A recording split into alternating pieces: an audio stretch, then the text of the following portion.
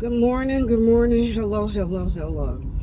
Um, I'm finna vent. I'm finna vent.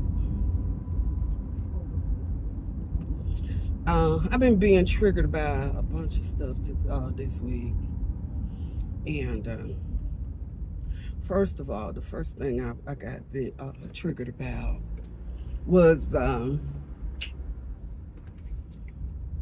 my brother called me on my dad's side. So I returned his phone call, right? And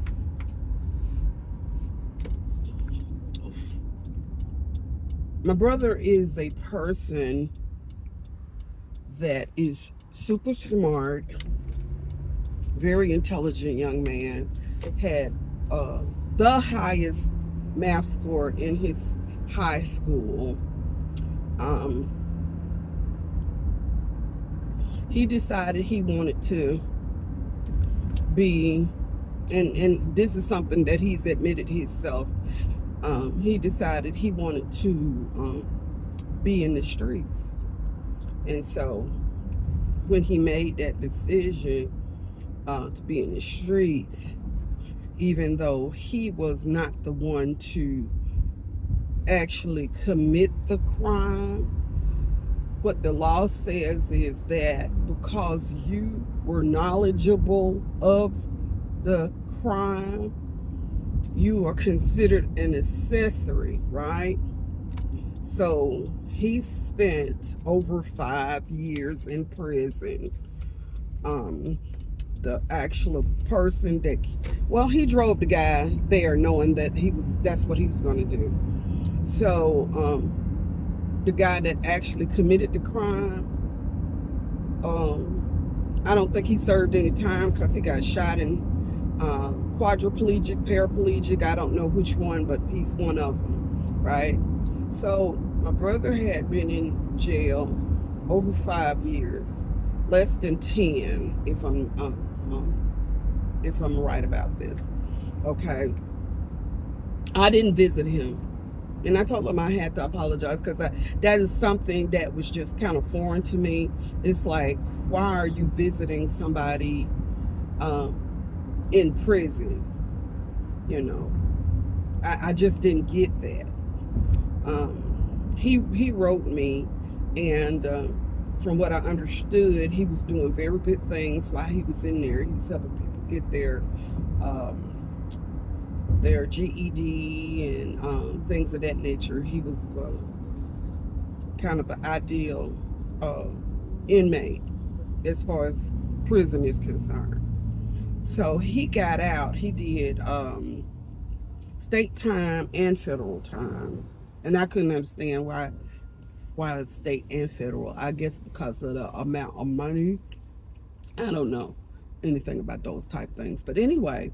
So what I do remember is when he got out, he was propositioned by the feds to do 6 extra months after he got out. They asked him to come back and do 6 more months, and they would expunge his record, which means that it would be as if he never served any time, you know. And so, what I know is a lot of people who have done great things after they have gotten out of prison had never had that opportunity. Their prison record follows them all of their days, have followed them all of their days. Well, my brother has gotten out of prison, and he has done, you know, minimal type jobs, and which I understand because of his condition. He has I forgot what the medical name for it is, but he has brittle bone syndrome. So he came into the world with a broken bone. These kind of things. So, but I gave him everything that I knew because of some of the connections that we know. My own son, my inherited son, was unable to take advantage of some of these jobs because of he has a learning disability. Even though he had the skill set, because he's a master welder, he's got the skill set because of the mathematical aspect of it. He couldn't take on the jobs that we were, coming into information about. Like I mean, is okay. Let me tell you what what triggered me. He has been in and out of jail, in and out of jail, in and out of jail, for silly stuff like the fact that he doesn't have a driver's license. That's one of the first things I believe your PO asks you to do once you get out of jail. Is get your, some kind of ID. But yet and still, he continues to drive. So what happened that really triggered me this week was that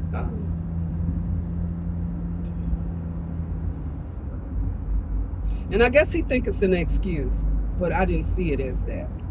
Because he's been in jail. He got out of jail last week.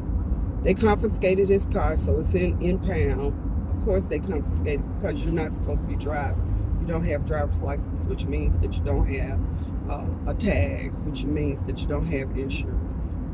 So yeah, he said it was racial profiling. Could have been racial profiling, but it turned into what it turned into because you didn't have the credentials that you needed, the legal credentials that you needed. Okay. He continues to expect sympathy. Me, being who I am, felt guilty about not visiting him while he was in jail, and all of those type of things. Which I really shouldn't feel guilty because,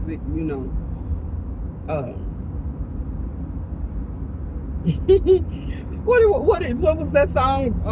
Beretta, don't do the crime if you can't do the time. He did the time. You got a gift. I'm sure you had to do something for it, because to me it just doesn't make any sense why they would ask him to come back for 6 more months and they would expunge. So him being smart, yeah, they got him to do something. Exactly what I don't know what they got him to do. He helped them, and in exchange they helped him by expunging his record. Why he can't get it right, I don't know. He said he was working in a situation with mental health people, and I know any kind of job that you get, you're supposed to have some kind of identification to prove that you are who you are. So I don't know if he was working with this person because he was relieving somebody else, or and they didn't go through the legal means. I don't know, because I don't understand why you don't have an ID. But this is why I think it got to me even more so. He's telling me I don't have a way. Now I told him about this situation that our dad is going through over 2 months ago. I've paid legal fees for us to help my dad get into a memory care place, by them okaying me to be responsible for his guardianship, So my dad has spent absorbent amounts of money toward helping my brother. He's had, from what I understand, 2 cars, all these different things. From what I understand, all the surrounding counties of Jefferson County, he has been in jail because why? He doesn't have a tag. Well, if he have a tag, it's not a legitimate one, right? He doesn't have a license. So that means you don't have insurance. I really have a problem with that. That's my personal problem. It don't have nothing to do with him, but the fact that he's involved in that kind of thing, yeah, it bothers me. Because I have a problem with the fact that at a certain age, you don't take responsibility for doing what you're supposed to do. And that's what the law says that you're supposed to do. Not that the law is always right, but in this case it is, because it's protection for everybody. Because when you don't have a license, when you don't have a tag, you don't have insurance, everybody that does have to pay the price in more ways than one. So I'm really kind of triggered by the fact that my dad is there. And like I told him yesterday, I told him because of the reason that he ended up being where he is because he attacked my husband and I. More so my husband was the real reason, because of, he literally tried to attack him. And so he got something after me, but he didn't hit me. And, he poked my husband, pulled the tire rack off the wall and poked him. And and then had a skillet behind his head. So he was living with us. He took on responsibility, but he's been over in the geriatric psych ward because he didn't know who he was and all of this. And basically, he needs to be in memory care. He didn't get his affairs in order, and that's the reason why he's there, because he never let it be known legally, because they say if it's not in writing, it didn't happen. So that's the issue. But my daughter and myself have been the ones to visit him. And my daughter lives out of town, so when she comes in town, she visits. My sister, I took her to visit. I don't know if she's been there since, but I took her to visit him one time. Other than that, nobody. This is what I told my brother. And I mean, it's like what he trying to get sympathy from me and get me to understand his plight, his issue. I'm like, when I go visit Dad, I asked the nurses, has anybody ever been here has anybody visited him? Does anybody visit him? He gets a couple of phone calls, but nobody visits him. And I repeated it, I said, nobody visits Dad. I gave everybody the information to allow them to visit him. And he was like, no, I haven't visited him. And he was getting ready to tell me something, and his phone went dead. And I feel like that was God telling him, stop. And also, later on that night, it was like, God was like, I'm not going to let him continue to lie to you, give you excuses, because I'm triggered. And when I say I'm tired, I don't expect me from other people. But you keep wondering why these things keep happening to you.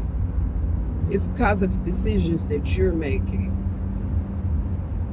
It's because of the life that you want to lead. You want to be a slick. You want to get away with something, I guess. I'll never understand it. I never understand it. Because it for me, growing up, it only took me getting in trouble and having consequences one time to understand that I needed to do something different. Okay? And then that was when I was young. When I say young, I'm saying before I got in my teens, right? And then when I got in my teens, it was like, I'm an overthinker. I'm a think the whole situation out. Now, if I do this gonna happen, and this is gonna happen, and then it's gonna have this effect, and then My mom gonna kill me. And no, I don't want to do that. I don't want to do that. I don't even want to take them chances. Or if I go to jail, I know my mom gonna kill me. And yeah, I don't want to do that. And things of that. And I'm trying to understand why you almost 40 years old and you don't have those kind. And you're raising children. You're the example. All of that is on your head as far as God is concerned. All of that is on your head as far as God is concerned. So, okay, that's the one situation. That was the main situation. Then I have a classmate who, I don't know what the hell is wrong with her. I really don't. And people have ate her up because of some of the stuff she does. And then they've gone back and apologized because of the way they did it, and, which is commendable. Somehow, she not getting the memos, the letters, the CCs, whatever it is. You the problem. You are the problem. She had an issue with, she started this thing at the high school, and then she was helping the band out, and she's like, I'm the one that initiated all these different things, and I haven't gotten any thanks for anything, and I don't get any credit for it. Why do you need credit? Why won't you just do it from your heart? Are you doing it because you're expecting some kind of kudos for something? Let me tell you something. When people that do that kind of stuff, and I've defended her in the past, and it's like, well, she has, she has best intentions and blah, blah, blah. And I don't know that she do no more. I don't know that she has the best intentions. I think she's attention seeking, and whatever it was that she used to be able to do, she can't do no more. So it's sour grapes. It's sour grapes. That's what I think it is. She need a hobby. She need a hobby. Because why would you post that stuff on Facebook? If that's the way you feel, that's the way you feel. Keep it to yourself. Because God says, if you have received your reward on earth, don't expect to get none in heaven. Don't expect to have no rewards in heaven. And the way I interpret that, it's like, you may not even make it to heaven, because the way that you operated was more self-centered, self-absorbed. You were thinking about yourself more so than you were thinking about the charity that you did. Because I don't understand, if you did something that helped somebody,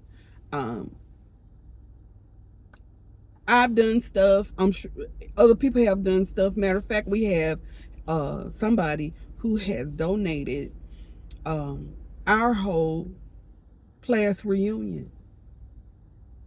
This person has paid for everything. Paid for the tent, paid for the porta potty, paid for the food. We don't even know who the person is, which is commendable. It's like, I don't even want people to know that I'm the one that did it. I just want everybody to get together. Only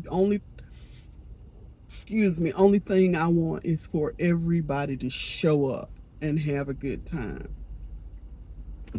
So I don't know what happened with her, but I have even, like I said, asked people, and this is in private, hey, what you did was wrong. The way you handle it, it's not what you said was wrong. It's the way that you handled it. It shouldn't have been on social media. What you need to do is take that person to the side and talk to them. And I have been told, whether she realized it or not, the very folks that she loved and would put up with her foolishness have said to me, at least one of them said to me, she ain't gonna change. The stuff that she do is wrong. even being jealous of the fact that somebody was getting attention. I think this is right. I'm not going to just put it out there, but I think it's right. Said that she had an issue with somebody that was sitting in the front seat of somebody else's car because that person was going through something. Baby, come on, come on. How long are people just gonna be, and then go to church every Sunday, taking pictures in church and everything? That's why you're not getting the messages. I'm sure your pastor, your minister is giving messages, but you're too busy in there taking pictures of how cute you look. Yeah, you look cute, but that inside, baby, I don't know about that inside no more. I really don't. And the fact is, I kept saying, I don't never see her with nobody but her sister. Hey, all right. I don't never see her with nobody but her sister and her sister's friend. So you ain't got no friend group of your own. No, cause you ain't burnt a lot of bridges. People feed you with a long handle spoon. That's why. That's why. Her friend is her sister. I don't see where she goes places until we get together as a class. And then the thing is, we get together as a class, and then you seem to want to fight and argue with everybody in the class, except the ones you know you better not. Anyway, help me, Lord. Y'all pray for me. Give God the glory in everything that you do in His way and in His word. Y'all be blessed. I be trying not to go to sleep on my wrath. And I be trying so hard not to actually um, act on some of this stuff. But I tell you, some of these folks just need, I think that some of these folks ain't got enough whippings. Some of these folks ain't got enough discipline. Some of these folks, they parents let them get away with too much. And now they're a whole mess. And I don't know if the mess can even be cleaned up except by the Lord thy God. But the thing is, I think they like who they are too much. They like they like being who they are, even though who they are is a whole mess. But anyway, I love y'all. Bye bye.